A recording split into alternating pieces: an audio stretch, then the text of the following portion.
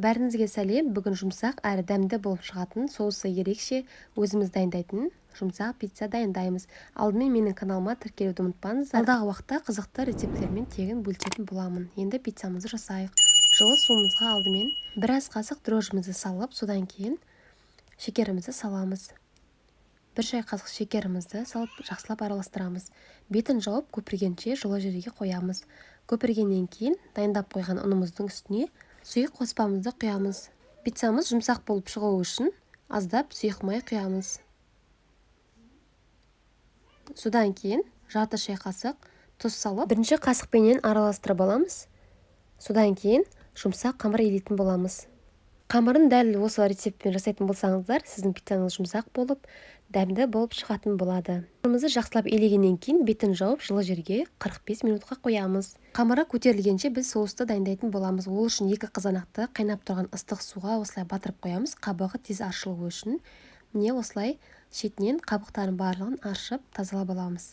Пиццаның ішіне жағатын соусты осылай қызанақпенен жасасаңыздар, пиццаңыз дәмді болып шығады. Достар, менің каналыма тіркелуді ұмытпаңыздар. Алдағы уақытта тегін рецепттермен бөлісетін боламын, әрі барлығы да бір жасағаннан шығатын болады. Біз міне екі қызанағымызды сыртын ашыдық. Сізде блендер болса, блендердің көмегімен немесе осылай пюре езгішпенен әбден түйірінің барлығы кеткенше езіп аламыз. Міне дәл осылай шығуы керек. Енді біз табамыздың ішіне сұйық майымызды құямыз. Аздап қызғанша біз екі бас чесногымызды осылай терканың көмегімен өткізіп аламыз, немесе пышақпенен ұсақтап тұрсақ та болады.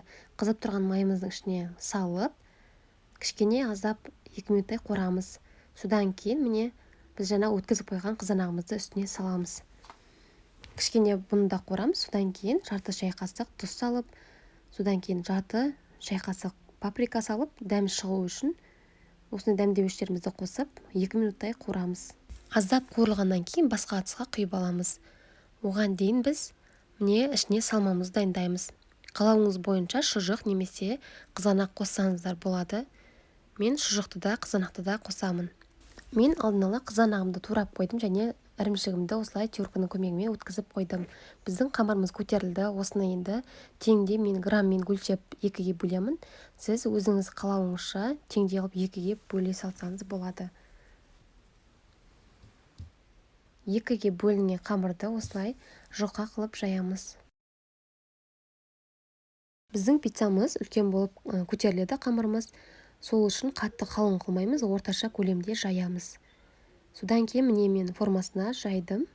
Сіз астына пергаментная бумага төсеп пісірсеңіз болады. Қамырымызды жайғаннан кейін соусымызды 3 ас қасықтан 2-ге бөлеміз. Бізде 2 пицца шығады.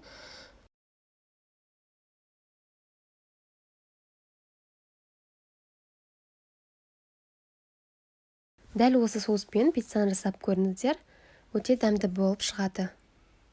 Барлығын жайғаннан кейін алдын ала өткізіп қойған ірімшігімізді ішіне саламыз. Ірімшікті жақсы түрлерін қолдансаңыздар болады, моцарелла немесе эмер түрлерін қолдансаңыз болады. Менде ірімшіктің осындай түрі болды. Өзіңіз қалауыңызша бірінші шұжықты салып, содан кейін бетіне ірімшікті сепсеңіздер болады. Осы кезде пешімізді алдын ала қыздырып қоямыз. 300 немесе 250 градуста 7 минут пісіріп аламыз. Көп тұруға болмайды, қатып кетуі мүмкін. Сондықтан да жұмсақ қылып алыңыздар. Міне қыздар, біздің пиццамыз шықты. Осы рецептпен жасап көріңіздер, жұмсақ әрі дәмді болып шығады. Менің каналыма тіркелуді ұмытпаңыздар. Алдағы уақытта қызықты тегін рецептпен бөлісемін.